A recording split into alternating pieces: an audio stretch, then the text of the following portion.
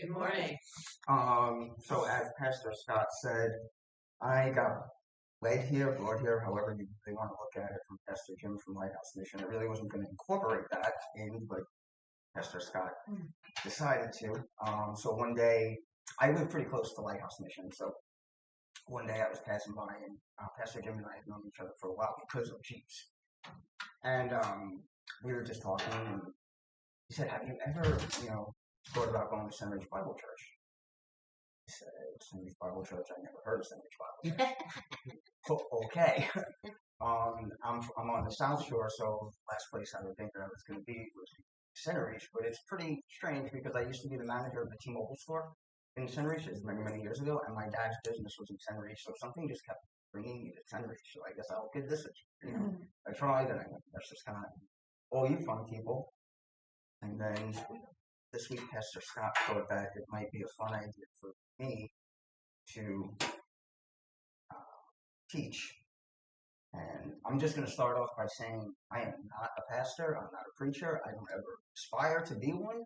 I don't consider myself a teacher, but I'm just a regular, humble dude, small in stature, with a very big heart for Jesus. Amen. So, and if you don't know me, as Pastor Scott said, I'm John. If you forget my name, just yell out "dude" because I will turn around. You could say Jeep guy, but me, Pastor Scott, Andrew may whip around, and you'll get one of us probably, or anyone else who decides that they love Jeeps. By the way, Jeep, some people may know, usually stands for just empty every pocket, right? I actually go with just accept or just embrace every promise. That's kind of how I look at it. Very nice. So, I don't have much. I told Pastor Scott I don't have much. This is the first time I ever prepared for sitting in front of you fine folks or anyone in this kind of setting. But I do appreciate the opportunity. I'm going to ask for a little bit of patience. I am getting over this little bug that's going around, if anyone has heard of. So I'm not 100%. I'm trying to get there. So I would appreciate that. Start off in some prayer. Heavenly Father, thank you, Lord, for this day. Thank you, Lord, for the rain, the clouds, Lord, because it reminds us who's in charge of the weather. It's you, Lord, not the person on the TV screen or in our pocket or phone, Father. I thank you for the opportunity to spend time with my friends here, my new friends from Fullness Bible Church, Father, and I'm so grateful that you led me here. Father, I sing your precious name and pray. Amen. So, as I was preparing, no,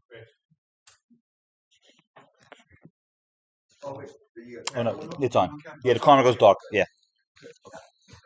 So as I was preparing, Pastor Scott asked me if I might want to do Sunday school. I said sure, and then I thought about what to talk about, right? Because we can talk about what's going on right now, but I think that we've belabored that point. I think we all pretty much know what's going on in the world so far at this point. I think that it's better off that we just march forward. But what I thought about was this devotional book that my wife and I that we read, and it's from, if anyone knows Jonathan Cahn, he's a fantastic author. If you don't, I recommend him. 2 books from him I would highly recommend are Harbinger and Harbinger 2. Again, not to belabor what's going on in the world, but it will give you a very clear picture of where we are. But he also has a devotional book called The Book of Mysteries, and I can't take any credit for the devotional today. I'm going to give him the credit, but it's something that really spoke to me, so I thought that I'd go off this. I don't have very much, maybe 15 minutes or so, but I also like when we do things like this, I also kind of like open forum, open dialogue, kind of round table. So, one wants to, raise hand, jump in, throw a tomato at me, cool.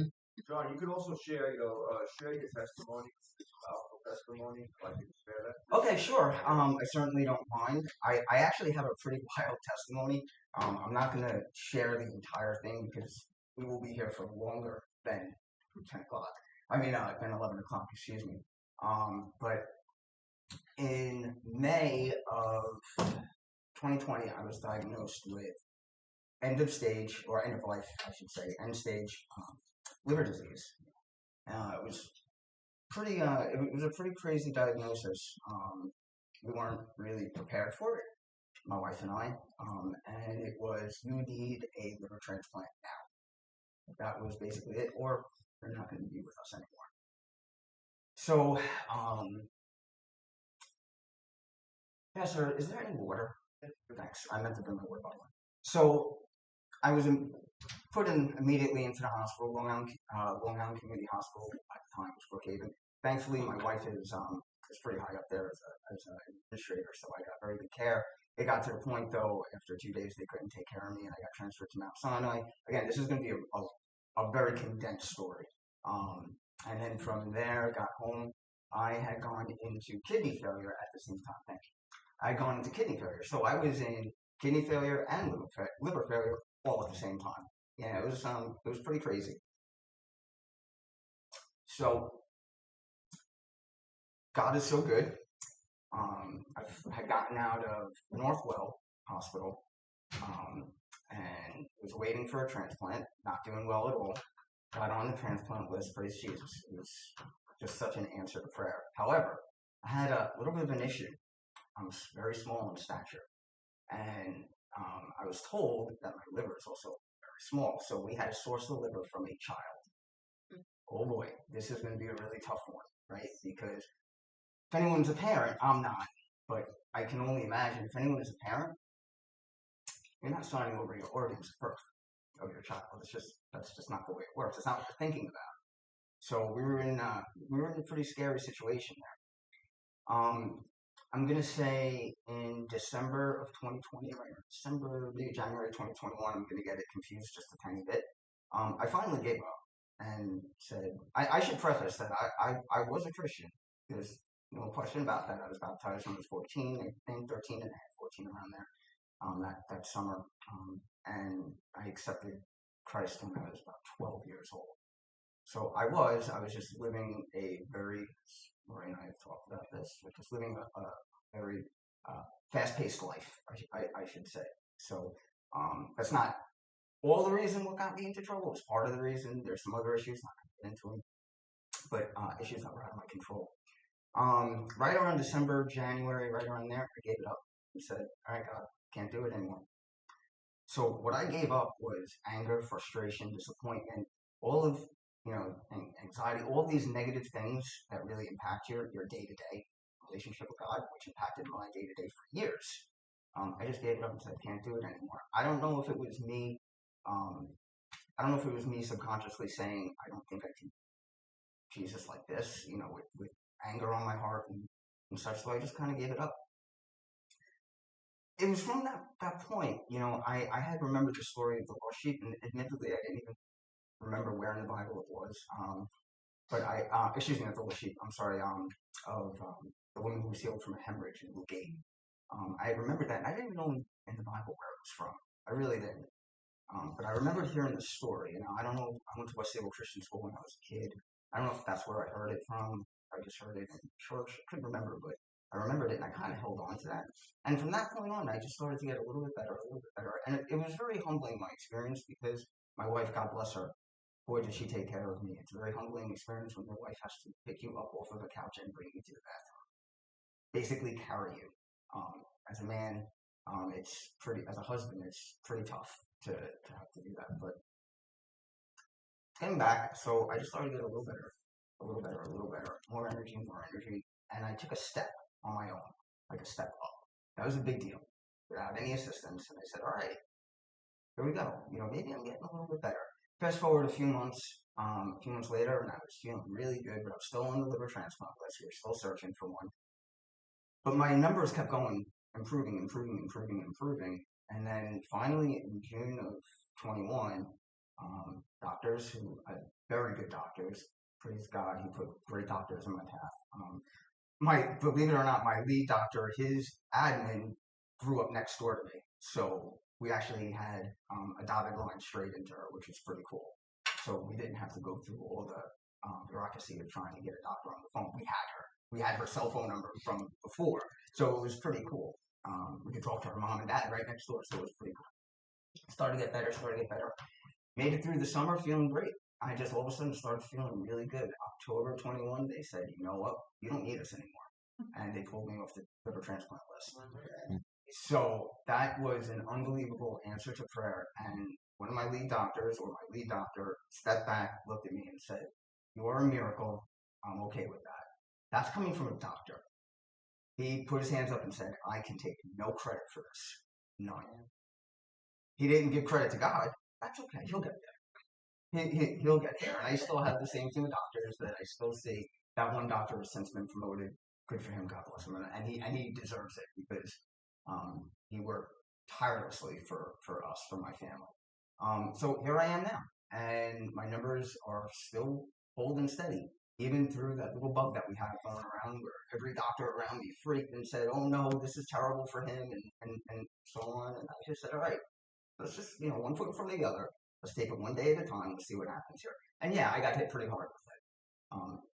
First wave I did okay with, and then the second wave, I'm one of the chosen that got to get the second wave with my wife. We got second wave right after, and that one beat me up, and everyone's concerned. God is good. He was with me the entire time, and here I am standing right here. Still recovering. It's going to take a little bit of time. Go through double organ failure. It's not the easiest thing to recover from. But that's a little tiny bit of my testimony, and trust me, I have more things that God has done for me. And if anyone doesn't believe in God, I challenge them, just spend a half hour with me and then try and deny that there is a God. Just try and deny it, because you're not going to be able to. Or you're not going to be able to deny that miracles do happen. I hope that that's just a little bit of an inspiration, the power of prayer. I want to also include that in the middle of my battle, my mom, one of the strongest Christians I've ever met in my life, an unbelievable prayer warrior, and my best friend on the planet, suddenly passed away. Right in the middle as I was at my worst. And I just kind of said, "Well, Mom, I'm right behind you." But when she prayed with me, I never heard someone pray like that in my life, still to this day. And I heard her pray so many times and so powerful. But the way she appealed to God, I will never, ever forget that. And I know she's waiting patiently for me. I'm not in a rush to get to her yet, and she's telling me it's okay, take your time. So I hope that gives everyone just a little bit of hope, that miracles do happen in this crazy world that we're living in. So thank you, Pastor, for giving me the opportunity just to speak on that. So as I was saying, I was wondering, what to speak on. What am I going to speak on?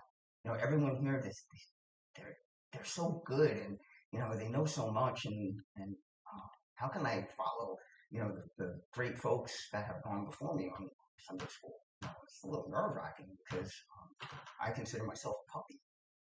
But then I thought about this. I'm not going to connect to Wi-Fi. It was yelling at me too.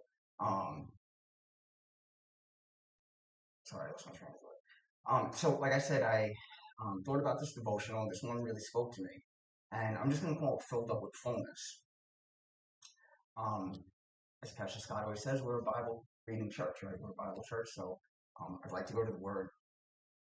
And I use New Living Translation. I know we're a King James church for the most part. I use New Living Translation, so what I read from is going to be New Living Translation. The reason why is it's just easier for me to understand. I need easy. I need simple. That's me. Like I said, I'm a simple dude, and that's just how I am. One of the things that concerned me a little bit when I started coming here was the King James, and I said, "Oh boy." That was my mom and dad. My mom and dad were King James folks, and they would talk to me, and I would look at them sideways and say, "I don't know what to say." So, my aunt gave me many years ago New Living Translation. It's still the Bible that I use today, just sitting in the pew. But if we can go to Isaiah 55, and I'm going to jump around just a little bit.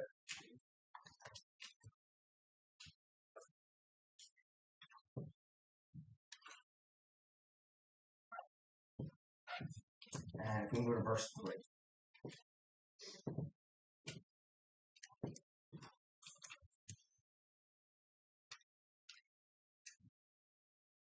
Come to me with your ears wide open. Listen, and you will find life. I will make an everlasting covenant with you. I will give you all the unfailing love I promised to you. If we jump down to verse 6. Seek the Lord while you can find him. Call on him now while he is near. And if we can just jump to 8 and 9. And my ways are far beyond anything you can imagine.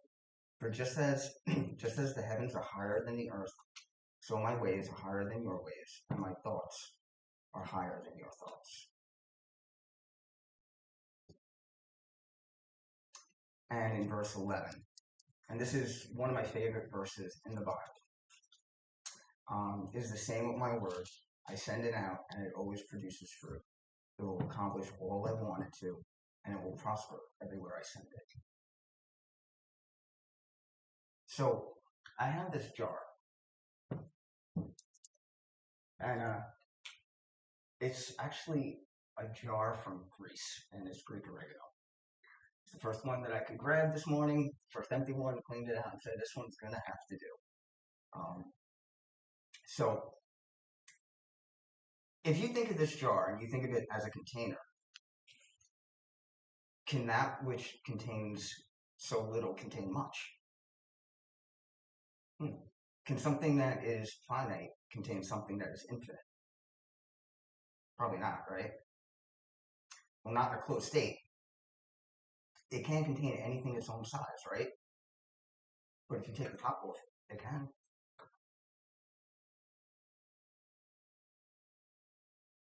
When it's removed, this container, or you can consider it a vessel, right? It becomes an open container. And an open container has no limitations. It can contain flowing water, contain flowing wind. So in life, what is larger? What we know or what we think we know? Or what we don't know? I think probably most would agree what we don't know is probably larger, right? Wouldn't it be probably prudent and advantageous for us to, and maybe wise even, just to seek what we don't know? I think that it is. That's just my opinion. And if we go to Jeremiah 33:3, it says, ask me and I will tell you remarkable secrets you do not know about things to come. I want to know the secrets. How do we contain things that are bigger than us? How do we comprehend them? Well, if you think about it, really the only way is really to become an open container or an open vessel.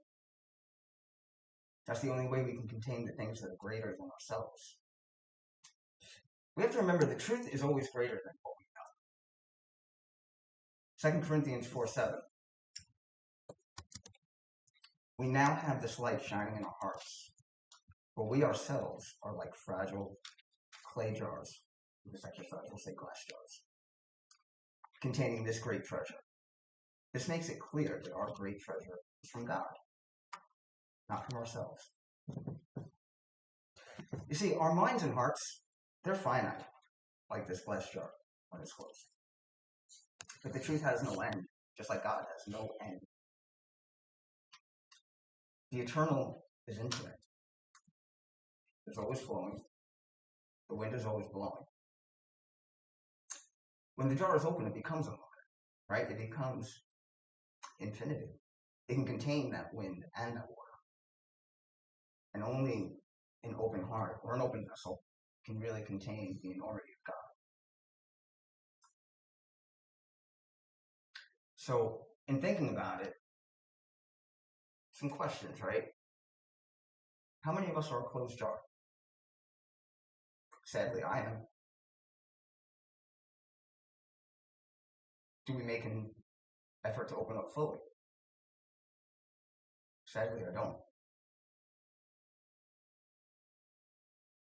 How many of us go about our day with just enough Jesus to get us by? Sadly, I do. Here's a real tough question.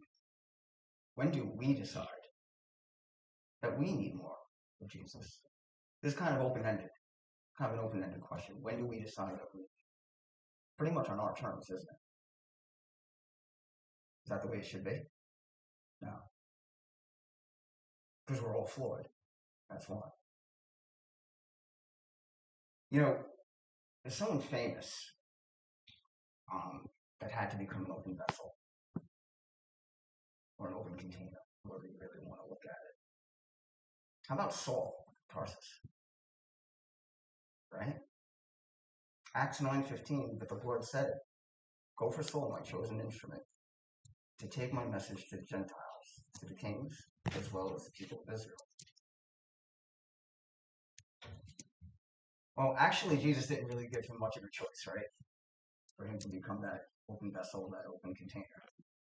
And certainly, I'm not trying to compare us to the Apostle Paul.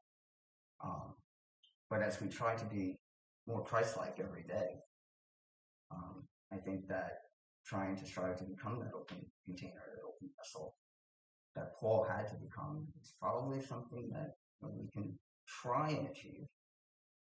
Are we going to? No, not fully. Can we make a better effort? Yeah, I think that we could.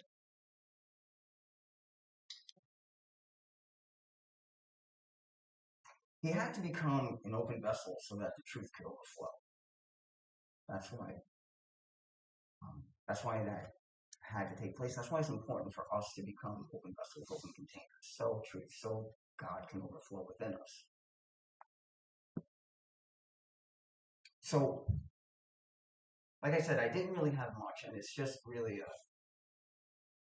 maybe the Reader's Digest version of a devotional that spoke to me and kind of really made me aware that as much as I say and think that I'm an open vessel, I'm an open container, I'm not. But I'm going to try it, and I'm going to try harder. So my mission for today, that I'm going to maybe challenge, if I can be so boldly as to say that, is to open our hearts, our mind, and our life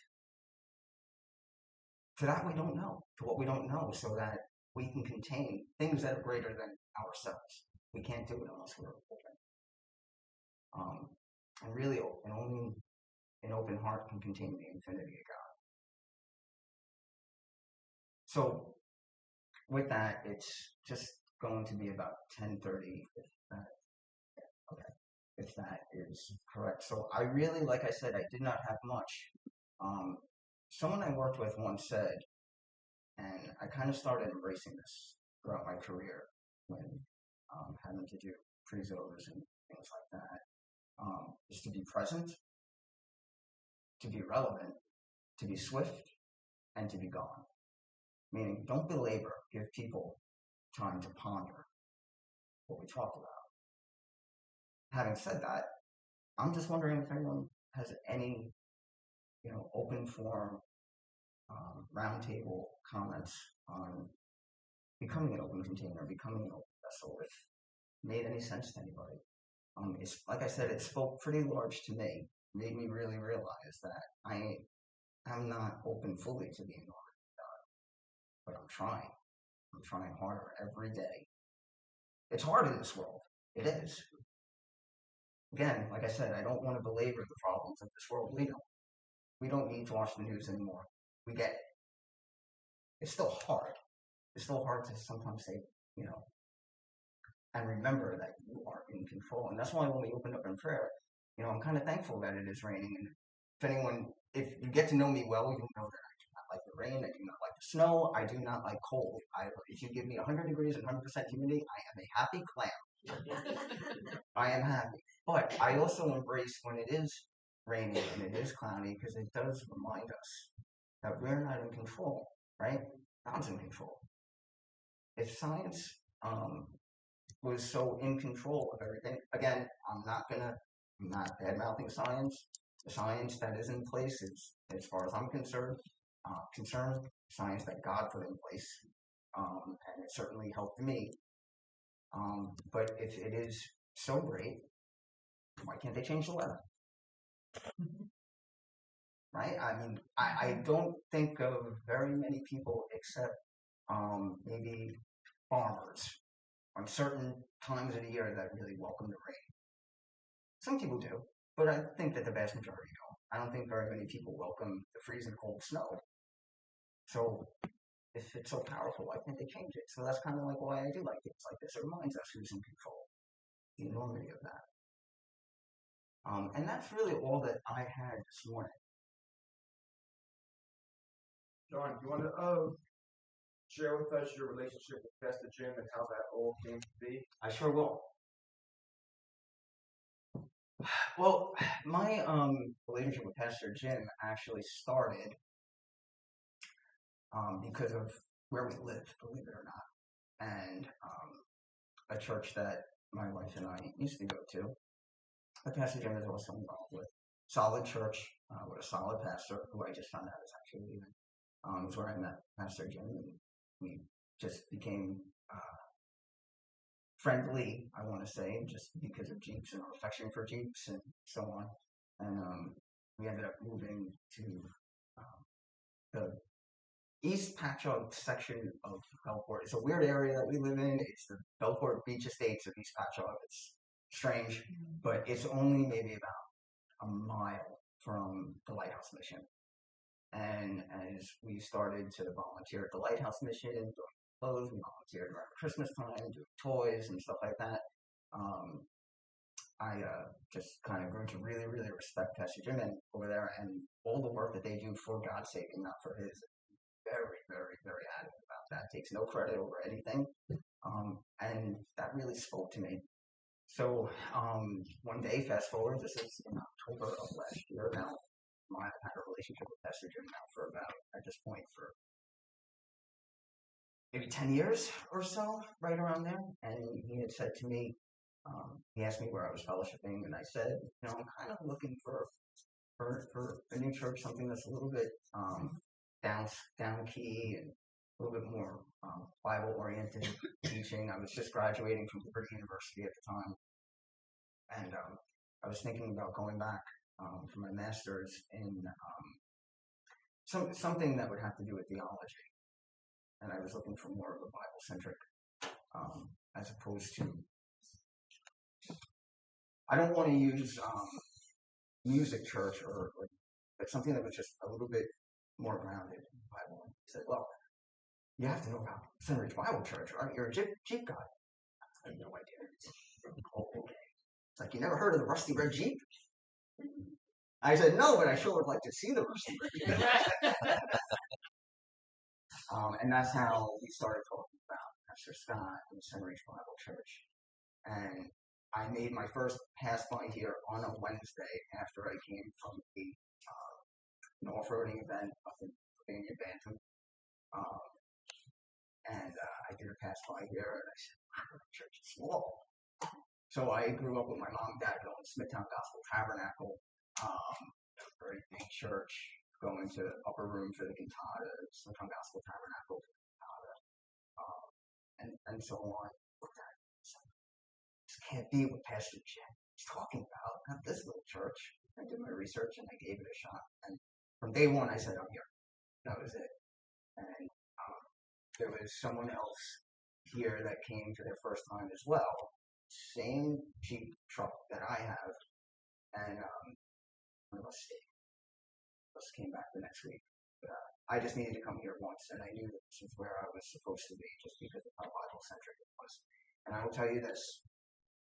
I've learned more in this church than I did from a stable Christian school or Liberty University. I've learned more here that was October. 8 months. That, again, that I had growing up in Christian school. Now, having said that, I would recommend West Haven Christian School to every single parent in the world. I got the best education there with the best teachers, and they genuinely care for their students. They're not there for, trust me, they're not there for a paycheck. Trust me. They're not. In fact, I sometimes wonder if they get paid. I really do. And I sometimes wonder, because I'm still every now and then active with school there as well. Not very active, little active. That is supporting on, volunteer, not volunteer days, but when they have affairs and things like that. Speaking with some folks there that I do. that old in age, just older there. So I certainly would recommend that. But again, this is where I've definitely learned most, and learned the most in 8 short months. I will tell you, 8 months ago, I would not stand up here. That's feel comfortable. I could get up and talk about my career. I could probably roll out of bed and do that without any planning. And this was actually pretty easy to plan for. 8 months ago, it would have been. The reason why is this church, led by Pastor Scott, but with everyone here, it's just so grounded and so welcoming and so loving. And I'm grateful for it. So thank you for giving me the opportunity to say how I ended up here because of Pastor Jim. Like I said, he said, "You don't know the Rusty Red Jeep?" And I said, "What are you talking about? The Rusty Red Jeep." Then he started talking about Isaac the Jeep. So I said, "Wait a minute, we have a Rusty Red Jeep, we have Isaac the Jeep." I was like, "All right, I got to check this out." Then I saw Racing for Jesus, and I was like, "All right, I think this is where I'm being led." And again, day one, I said, "Okay." And if you didn't know me, I'm very quiet, so I would just sit in my pew, some dialogue with Pastor Scott. Just kept reinforcing that I'm supposed to be here. This month to speak. So again, you and thank you to all. That's all I have. And let me see, we're just right up at about 10:35. Yes. John, that's how you know it's of God. Like you said, 8 months ago you would have been up here, but God had other plans. And going back to what you said about that vessel, that jar and all, it's a sad thing because the world has taken an open mind and kind of twisted around.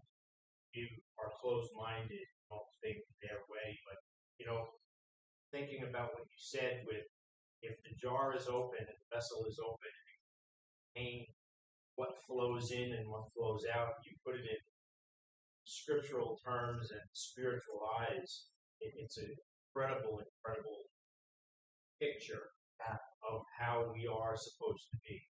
And out of your mouth, you said, how often your jar is closed, and we are supposed to have an open mind when it comes to Christ, when it comes to Scripture, when it comes to the Holy Spirit. And it is a sad thing that the world has corrupted that open-mindedness. Yeah, it's a really good point. It's a really good point and really true. Yeah, the world has definitely. I want to say within the last 2 years, it certainly has become very challenging to stay faithful and to be a Christian. But I'm actually going to rebuke that just a tiny bit. I think now is the time when it's actually easier. A lot of people say it's harder. I'm going to say it's easier. Some people say it's illogical what you're thinking. What's logical at this point? I can't think of anything more logical. God, I can't. And because science isn't working, politics isn't working, man certainly isn't working. So I don't know what other logic that there really is. And my prayer is that people start really seeing that there is really only one true logic, not the logic of man. But to your point though, yeah, I mean the world does make it really hard at some points just to really be that open vessel.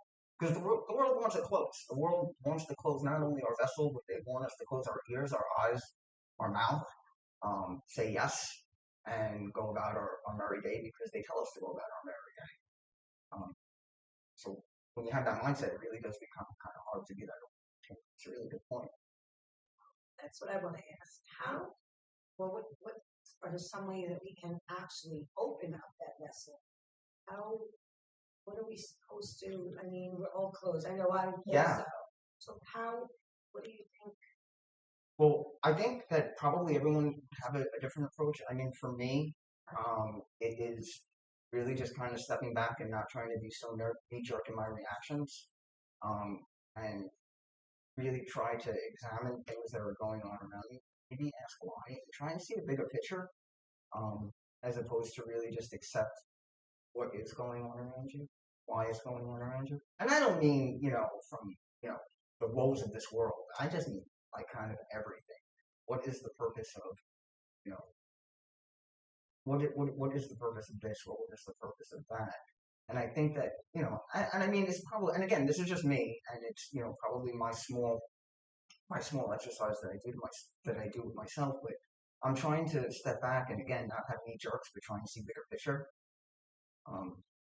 You know, one of the problems that we have too is that we're New Yorkers, so we move really fast, and our minds move really fast.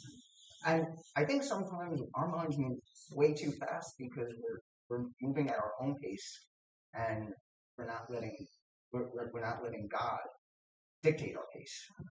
And I think that that's probably our flaws. And it's a human flaw, yeah. And I mean, I think it's magnified because we're just used to doing things so fast. And control. Yeah. Humans, control is such a yeah, without a doubt. Without a doubt. And we don't want to lose control. No. We want to be in control. You're absolutely right. I mean, it's hard to surrender that. Such a good point. Every day. Every moment of every day. Such a good point. In the morning, you're good. By the afternoon, you're back in control. This is a good point. Yeah, you start your day with devotions, you know, and like we just had this challenge to open our heart, right? How many people are going to embrace it right now? Probably not too many right now, but we might think about it. We might think about it. We might think about it. We might think about it. So I guess maybe it's baby steps, one foot in front of the other, as opposed to saying, today I'm going to do this. This is the way I'm going to be. Because if we really try and do that, we're probably going to set ourselves up for failure.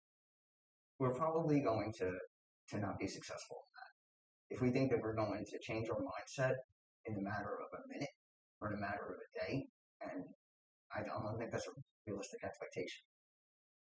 What I do think is a realistic expectation is that we make a conscious effort to try and be better, and we try and be more open, we try and be aware of God moving in our lives, and not only in our lives, but in the lives of people around us, and maybe take note of the people around us and see how God is using them and moving in them. You know, as opposed to, dare I say, be so selfish in our own trials and tribulations and what we need from God. Maybe God's using someone else in our life that we're not even paying attention to because we're too wrapped up in ourselves. So you don't see the picture because we are so into ourselves. Perhaps, maybe. And not trusting the Lord enough. Perhaps. I mean, something to think about, I think. Something certainly for me to think about. Definitely. That we move too fast. And again, you know, I think one of the things they said is, you know, we become the one that makes the decision on when we've had enough Jesus for the day. Right. That's, I think, probably one of our inherent problems is that we're the ones that decide. Jesus is going to say, oh, okay, if you think you've had enough for me today, then you've had enough. I can tell you that you haven't had enough of me, but you're not listening to me. It's part of our inherent human problem. It's a human conflict that we have within each other, or within ourselves, I should say, not each other. I don't know if that makes sense. It does.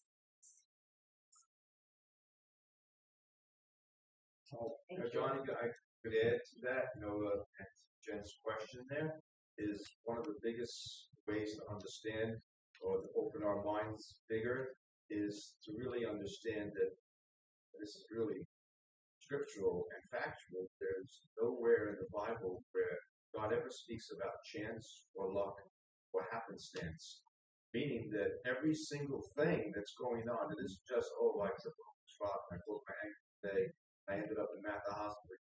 No, there is no such thing. So there are divine forces on both sides orchestrating things, moving things. We're in the center of a big, act, like you go to Shakespeare, act number one. This is a thing that's being moved, and you're in the center of it, and you have forces on side A and forces on side B that are working against each other, really to get your ear. And when you start saying or seeing that and say, why did that happen? Not by chance. So why did this happen today? And to know, did God allow it? Satan orchestrated? Is it to pull me away from God? Is it to get me closer to God? It's not an accident. There is no such thing as an accident. That's why I always joke. We should call them a purpose. Okay, I got to a purpose today. Okay, because there is a purpose to everything God does, and and as Ephesians 6:12, I like that Mr. Isaac used to have written on his hood was 6:12, where we wrestle not against flesh and blood, but against principalities, powers, and spiritual wickedness in high places. Meaning, it's not, oh, I just ran into that person, they gave me a hard time, I can't stand them. No, it's a bigger picture, way bigger picture than you could ever imagine going on behind the scenes. And I believe that makes life really more exciting because it isn't just this humdrum day. It's like when you get up in the morning, that's why we're supposed to put on the full armor of God. God says, put on the full armor because you are going to be in a battle every day. And if you see things as a battle, well, I'm walking into a battlefield. Well, where did that come from? We can see a little post, a little news clip that triggers us. We could be up on a high with God and bring us right down. All the peace we have with God could be wiped out with someone saying something that, gee, boy, that really just got to me. How did they know that would bring me to my knees? Well, they didn't know, but they don't know that they're part of the grand, I think there was some album by Sticks, the Grand Delusion. The Grand Delusion that's going on, and yet there's truth there, which is God. So, nice philosophical answer to that. Makes sense. Makes sense, and that definitely is kind of the world that we're living in. There's definitely that conflict, without a doubt, and I think it gets stronger and stronger and stronger every day. And putting on that full armor of God every morning, that's important. Maybe we can incorporate trying to be more open-hearted, open-minded as we put on that full armor of God.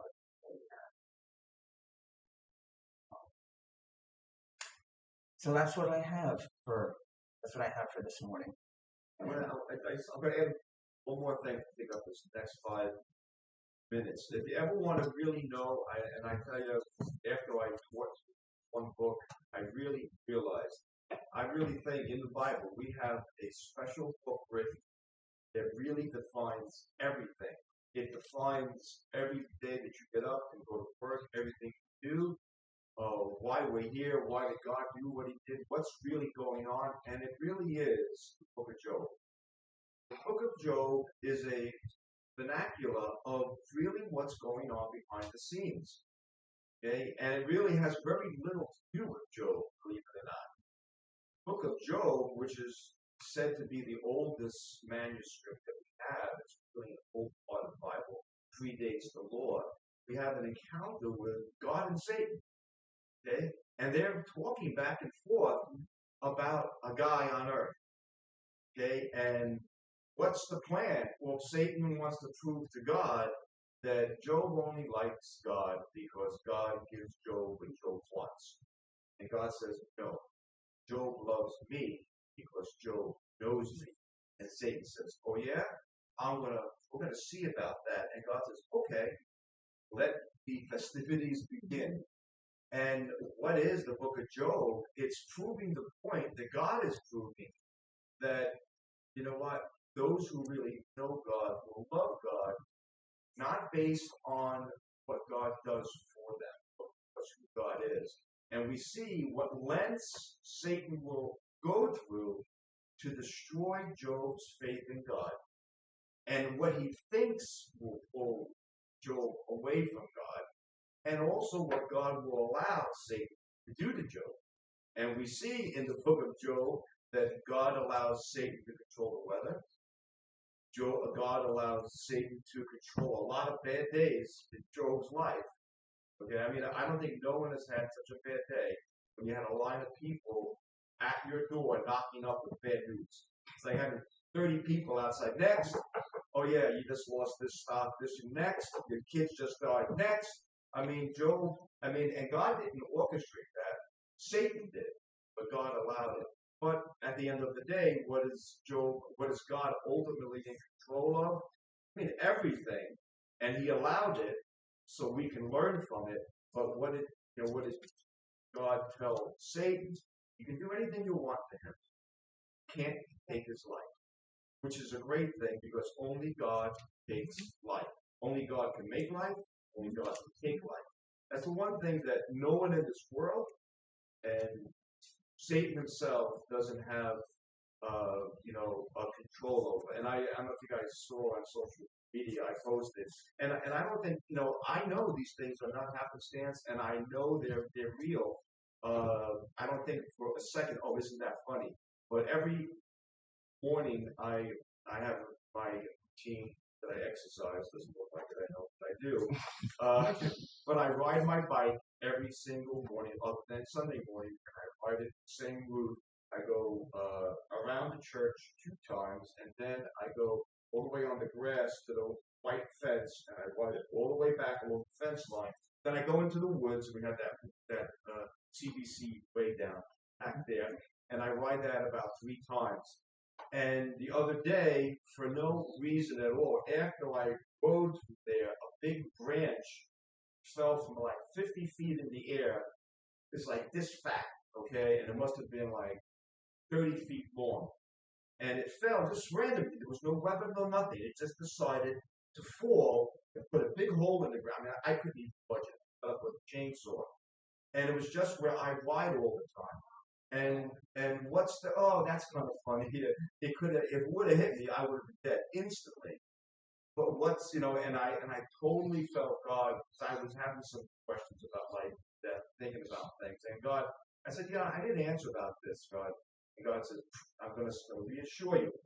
If I want to kill you, if I want to take you home, you will be home. Just like that. Okay? If you are not going to go home, you're not going home. And I might let Satan, because you look up at that branch, and I looked way up, where did that branch come from? It was from a neighbor's tree, and I was just like, show my wife, said, there it is, way up there. Why, out of nowhere, would it just fall and release itself? Okay? Well, something supernatural was happening. Whether God sheared it, or Satan said, okay, you know what, you're going to let me try to kill this guy? Because I believe trying to kill every single one of us every day.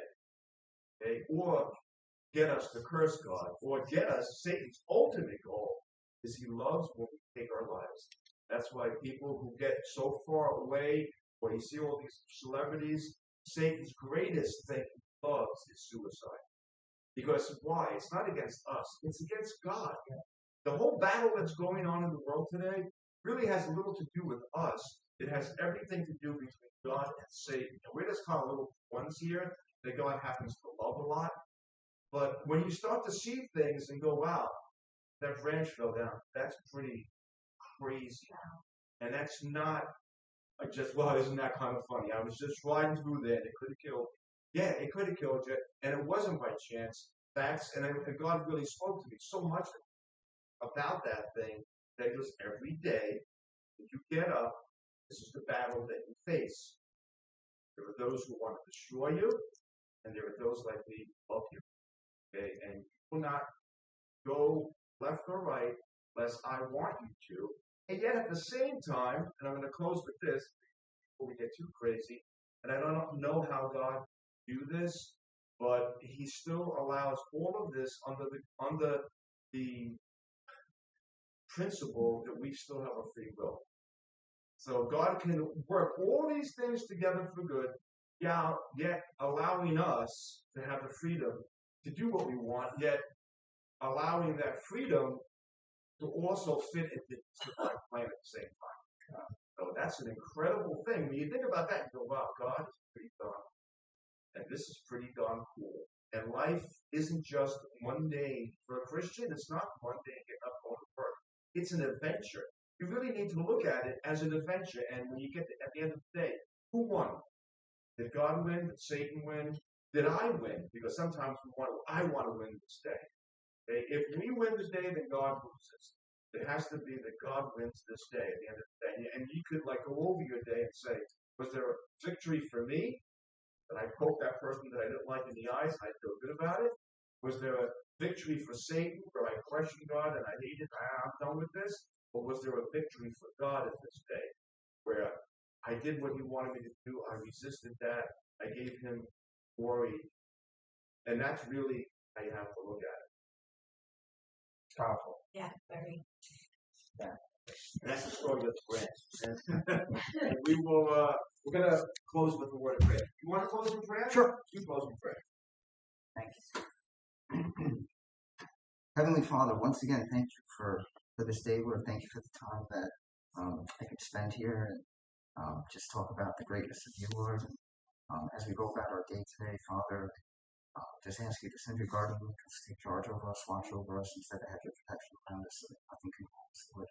And let us all be reminded that we are more than precious, Lord. In your sight, we are priceless. It's in your Son's precious name, Jesus, we pray. Amen. Thank you. Thank you.